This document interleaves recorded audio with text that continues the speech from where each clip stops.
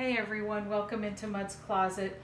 I am Miriam, the manicured gardener, and I had a question about how I dry my herbs, and I wanted to do a quick video to just show you some of what I do and how I do it. It's very low tech. It's really how my mom taught me how to do it. So on the table here you can see that I've got different things at different points of drying. These are my chamomile blossoms, and what I do is pick them each day, and each day gets its own spot, and every now and then I just move them around till they dry, and once they dry I put them in the jar. Once the jar is full, I put them in the freezer for 24 hours and then they're ready to go. This is my nana mint, and this is nana, this is oregano, this is hyssop, and this is a little bit of cilantro. And so what I do if I'm going to take it off the stem, this is lemon balm for example, I just strip it off, and I would go through all of what I have into a bowl, rinse it, and then put it in like one of these flour sack towels. I just have to show you how cute that is.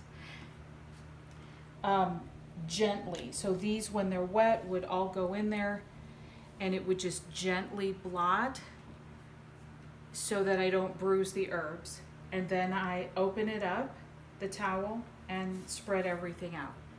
So basically remove it from the stem if you're removing it from the stem. Rinse them, blot them, lay them out. And every time I walk by, I just kind of turn them a little bit. Once they're dry, they go into a bag, and I do have them labeled, like this says Lemon Balm 2020. There are some herbs like the hyssop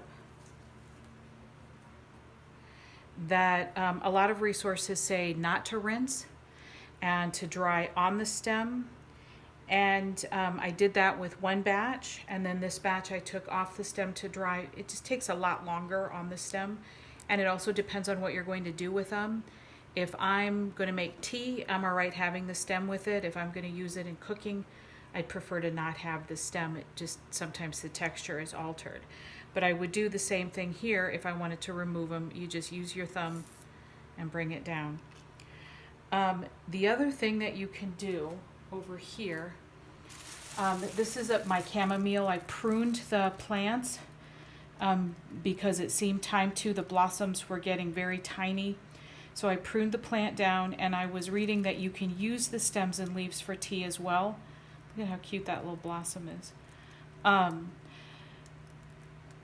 So what I did was tie them at the base with some twine, just hung them here in this bag. It's just a grocery bag with a hole in it.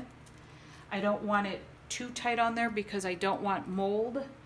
And I want this little lip on there. It's really a dust cover to protect the dust, the herbs from dust. And this process takes longer to dry than any of these because the stems and the leaves all hold water more. So basically that's it. You can use screens. I have this tin foil pan that my mom gave me with the towel in it. And towels under them, or hang them.